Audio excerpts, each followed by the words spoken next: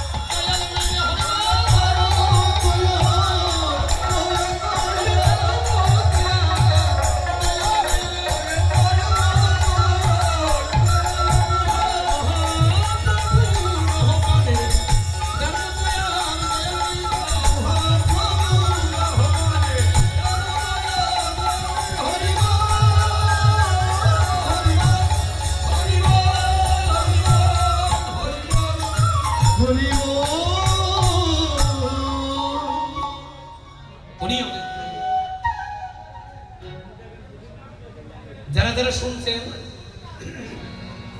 কিন্তু এর আগে বোধহয় এত কাছে গিয়ে কেউ শুনি নাই কেমন ক্ষমতা যোগ বাকি থাকতে ওই যোগকে আনয়ন করে এটাই ওদের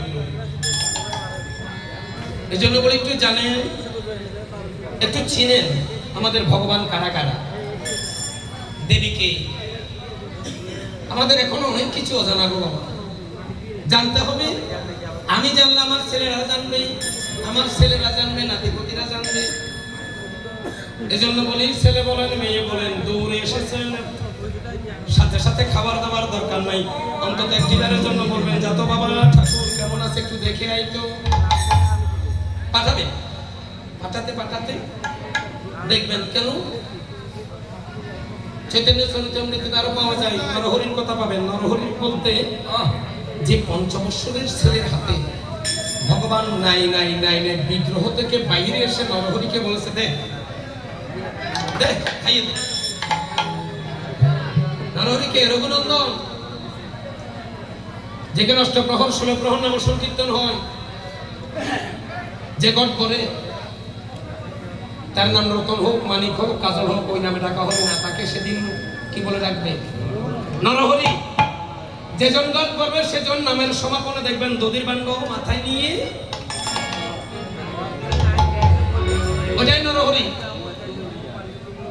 দধি দধি দধি কিন্তু দেখবেন ওই পর্বটার নাম দিয়েছে দধি মঙ্গল দধি আবার মঙ্গল হয় কি করে দেখবেন বান্ড ভাঙার সাথে সাথে কতজন তো সেখানে গড়াগড়ি যাচ্ছে গড়াগড়ি যাওয়ারও কারণ আছে তো এটা ঔষধের থেকে মহা ঔষধ জটিল কঠিন রোগ থেকে মুক্ত হয়ে গেছে হরিনামের দধি গায়ে মেখে এমনও প্রমাণ আছে গ্রন্থাতে এই জন্য বলি বাবা সনাতনী শাস্ত্র যে এত সুন্দর শীতল হয়ে যাবে আজকে বলি দেখুন যদি কোনোদিন ভগবান কারো ডাকে আপনাদের ভাগ্যবান কারো ডাকে যদি ভগবান আপনাদের কাছে আসে যদি আপনাদেরকে ডেকে জিজ্ঞাসা করি ভক্ত ওই যে মান্নাতে গাইছি খুবই জানতে ইচ্ছে করে, কি জানতে ইচ্ছে করে? তুমি কি সে আগের মতো আছো? আগের মতো মানে ভগবানের সাথে কি আগে আমার দেখা হয়েছিল নাকি? তত্ত্ব সমৃদ্ধ জ্ঞান মঞ্জুরি ওখানে লিখেছে মাতৃজঠরে 7 মাসের কালে একবার পরম ব্রহ্ম সনাতনের সাথে আমাদের সবার দেখা হয়েছে। দেখে বলেছে বাচ্চা এখানে তো তুমি আর বেশি দিন থাকতে পারবে না। কেন প্রভু? এখানে যদি আর বেশি দিন থাকো তুমি তোমার মাতৃহত্যা পাপে পাপান্বিত হবে। তো আমি যাবো কোথায়? তোমাকে জম্বুদ্বীপে যেতে হবে। জম্বুদ্বীপ কোনটা? তো প্রভু আপনাকে এখানে আমি দেখতে পাচ্ছি, জম্বুদ্বীপে কি আমি আপনাকে পাবো? হ্যাঁ পাবে, এইভাবে পাবে না। জম্বুদ্বীপে গিয়ে আমাকে সাধন করতে হবে, সাধনের মাধ্যমে আমাকে সন্ধান করে কথা দিয়েছিলাম প্রভু আপনার সাধন যতই কঠিন হোক আমি আপনাকে সেখানে সন্ধান করি আমি যাব জম্বুদ্বীপে। আচ্ছা যদি যাও তাহলে তোমার হাত দুটা কেটে রেখে দিই। যদি হাতই রেখে দেন আমি আপনার সেবার পুষ্প বিল্লপত্রকে দিয়ে তুলব। ও তাহলে হাত তোমার লাগবে, নিয়ে যাও। চোখ দুটা বন্ধ করে দিই। যদি চোখে না থাকে আপনার বিগ্রহ মূর্তি সুন্দর আমি কি করে দেখব? একটা একটা জিনিস ভগবানের কাজে এনেছি, কিন্তু আজকে কি করছি লক্ষ্য করবেন। এই জন্য পদকর্তা বলছে যদি কোনোদিন ভগবান কারো কাছে এসে বলে খুবই জানতে তুমি খুব জানতে ইচ্ছে করে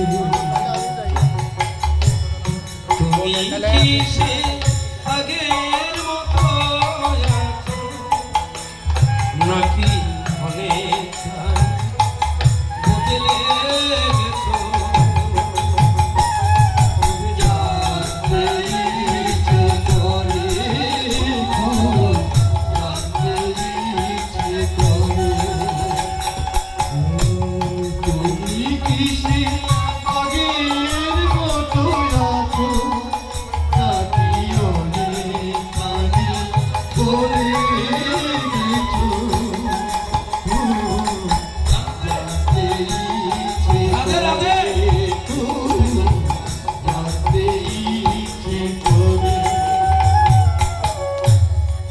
এখনো কি প্রথম সকাল হলে শ্রান্তি সেরে পূজারি ফুল তোলে পূজার ছলে আমারই কথা ভাবো বসে ঠাকুর ঘরে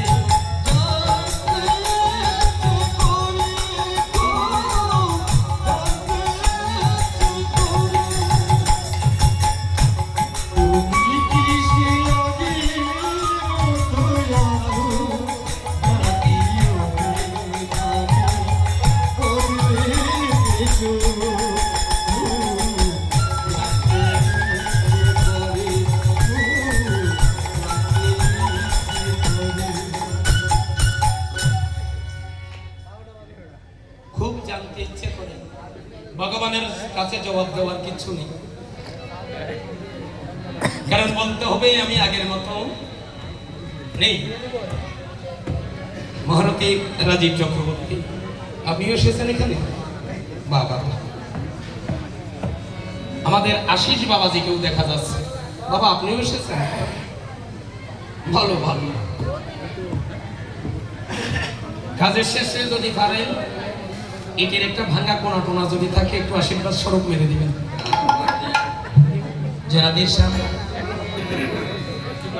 তাহলে বাবা চলুন আমরা অদ্বৈত প্রভুকেও নিমন্ত্রণটা দিলাম। বামে যাব। বামে কে? প্রথম জন হচ্ছে গদাধর পণ্ডিত, তারও বামে ন্যাড়া মাথা একজন আছে, মাথার মধ্যে কোনো চুল নেই, এটাকে শ্রীবাস পণ্ডিত। গদাধরটাকে গদাধর হচ্ছে শ্রীমতী রাধারানী। দুই অংশ হয়েছে। দুই অংশ হলেন কেন লক্ষ্য করবেন। দুই অংশ হয়ে এক অংশ গৌর সুন্দরের দেহে মিলিত হয়েছে। এজন্য বুড়া বুড়ি যারা আছে ওনারা হরি সেবার মধ্যে হরি বাসনের মধ্যে কীর্তন করে কলিতে গৌরাঙ্গ,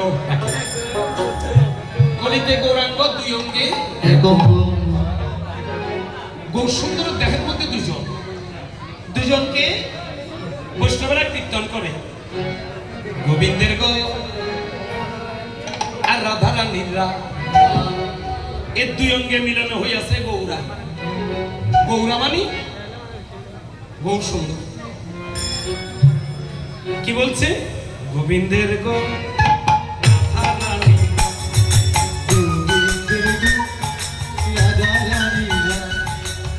দুই অঙ্গ মিলনে হইয়াছেন গৌরা, ওরে দুই অঙ্গে মিলিয়া হইয়াছে গৌরা।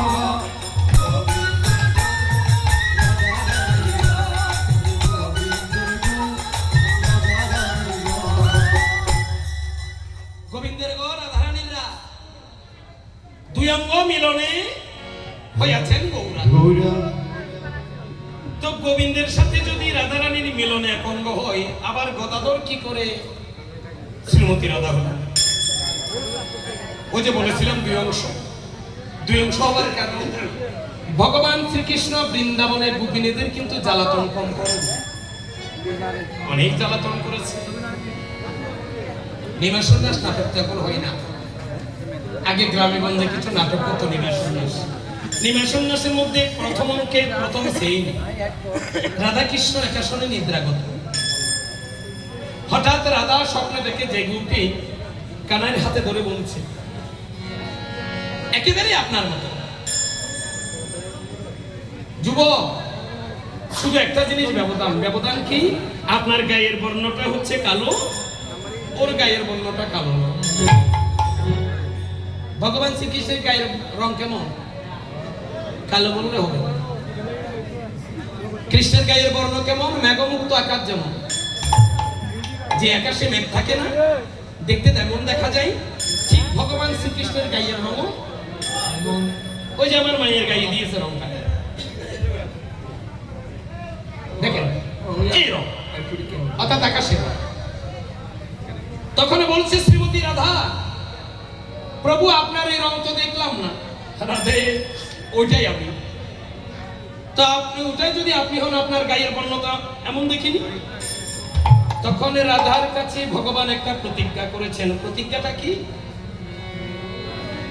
আমি তেজে কালো বরং। রাধা করিব ধারণ তোমার অঙ্গে।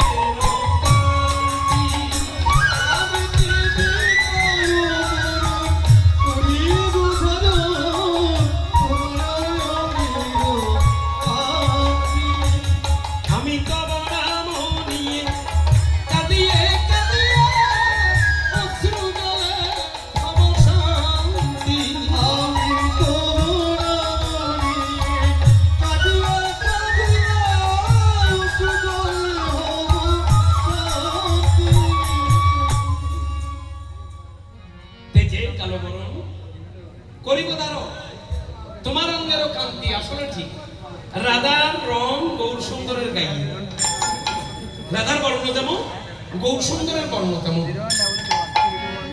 প্রশ্ন করেছে রাধা, তো আপনার কালো বর্ণটা কি করবেন? এটা তো আপনি সৃষ্টির মূল থেকে নিয়ে এসেছেন। বলেছিল অভিতরেতে রব আমি,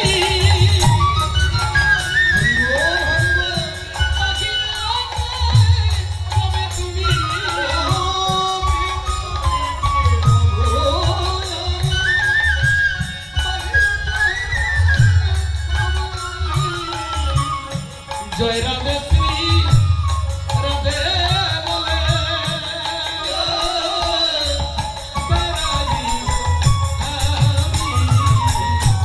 জয় রাধে শ্রী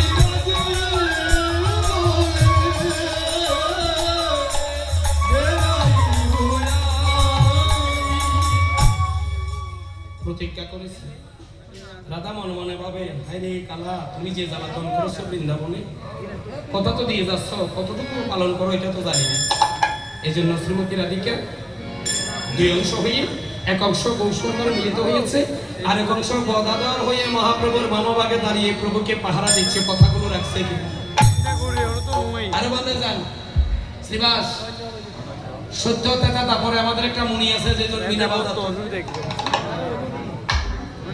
নারদ, তিন যুগে ছিল। নারদ কি আসলে কৃষ্ণ গুরু কীর্তন করে? ও কৃষ্ণ বলতে তো দেখলাম না, নারায়ণ নারায়ণ কৃষ্ণ বলে। কৃষ্ণ বলার একটা ক্ষণ আছে আমাদের পঞ্জিকা দেখবেন, মহেন্দ্র ক্ষণ, অমৃত ক্ষণ, সাথী নক্ষত্র। কিছু কিছু নক্ষত্রের মধ্যে নারদ ঋষি কি করতো? নারায়ণের কথার মুখে আসতো না, অনেক দূরে চলে যাবে কথা। যাক, এগুলো শেষ করি আগে। তাহলে দেখা যায় বাবা, সেই নারদ এসে শ্রীনিবাস দেবে মহাপ্রভুর বাবুবাগে আসন করেছেন। আজকে পদকর্তারা ওনাদেরকে নিমন্ত্রণ দিচ্ছেন। জয় জয় গদাধর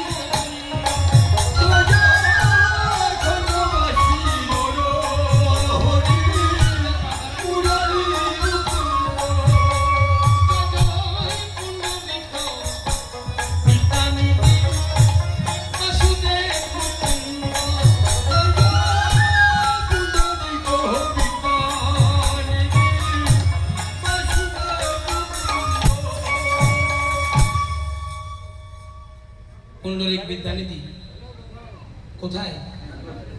কেউ গেছেন নি গো? হাটাজারি মাখো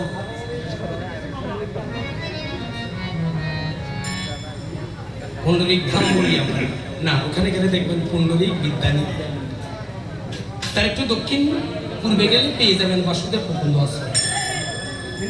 যদি কোনোদিন পুণ্ডরিক বিদ্যানিধি যান, একটু দক্ষিণ পূর্বে গিয়ে দেখবেন এখানে বাসুদেব মুকুন্দ মন্দির আছে। তাদেরকে নিমন্ত্রণ দিতে হচ্ছে কেন? আমরা যেমন এমন সবাই একসাথে বসে ওনাদেরকে নিমন্ত্রণ দিচ্ছি, ওনারা দুজন নাকি মহাপ্রভুর এইভাবে হাতে ধরত, প্রভু এদিকে আসেন, টেনে নিয়ে যেত, প্রভু এইদিকে আসেন। অথচ কেমন ভাগ্যবান চট্টগ্রামবাসী, চট্টগ্রাম হাটাজারি মেকর সেই গৌর সুন্দরের কাছের ভক্ত এসে একটা গোপন কথা বলে যাই। পুণ্ডরিক বিদ্যানিধির মাঝে একজন মালি আছে, 3 বেলায় ফুল তোলে। একটু সন্ধান করবেন ব্যক্তিটাকে। তার কাজ কি দেখেন, নাম দিয়েছে বড় সুন্দর বনমালী। ফুল তোলে, এত চোখের জল যে তার কোত্থেকে আসে। পুষ্প তুলতে দেখে জিজ্ঞাসা করলাম, বাবা আপনি তো ভাগ্যবান, ঠাকুরের জন্য পুষ্প তোলেন, চোখে জল কেন? বলো বাবা জীবন কাটিয়ে দিলাম। কত গ্রন্থ দিতে শুনেছি, কিছুদিন সেবা করলে নাকি ভগবান দেখা দেয়। আমি বৃদ্ধ হয়ে গেলাম, মরণের আর 2 দিন বাকি নাই। তিন বেলায় ভগবানের গলার জন্য মালা গাঁথি। একটা দিন যদি ভগবান এসে বলতো বনমালী তুই আর কষ্ট করতে হবে না, এই দুঃখে কাঁদি। বলেন তো বাবা, আসলে কি ভগবান আমাকে কোনোদিন রাখবে? মনে কালি থাকে না, শরীর শীতল হয়ে যাবে ওখানে গেলে। মনে হয় যেন এই কিছু কিছু গুণীজনের কথা শুনে ওই দিনের কথা মনে পড়ে। জীবনে যদি হাইরে হারি জ্বালাতে নাহি পারো, সমাধি করে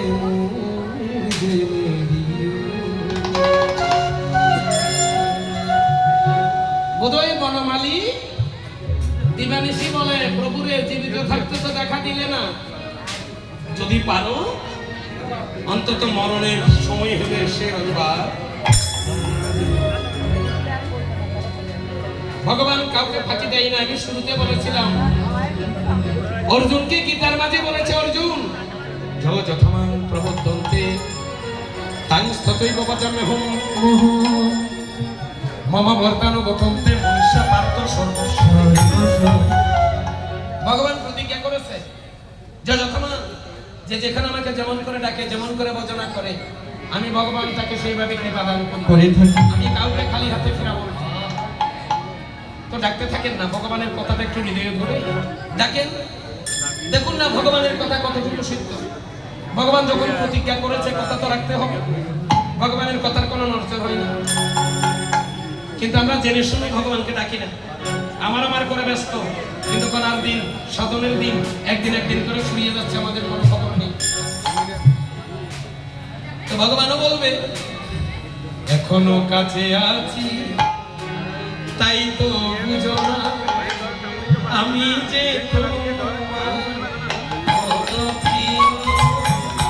জীবনে যদি জ্বালাতে নাহি পারো, সমাধি করে মোর দেবে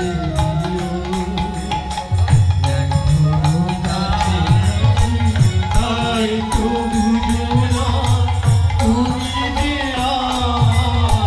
কত প্রিয়।